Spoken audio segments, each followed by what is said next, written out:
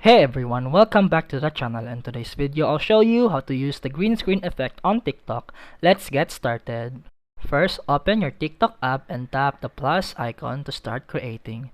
Choose your video length to 15 seconds, 60 seconds, or 10 minutes. Then, tap effects on the left of the red record button. Then, tap search, then type green screen. Then, select the popular green screen effect, usually shows a photo icon. Then, TikTok flips to the front camera, then pick a photo or video from your gallery. It becomes your background. Then, tap and hold the red record button to start filming. Move, talk, or pose. TikTok will keep your face and move the background. You can record or add clips. Once done, tap next and add a caption and hit post. And that's it for today's video. If you found this helpful, please like and subscribe for more videos. See you in the next one.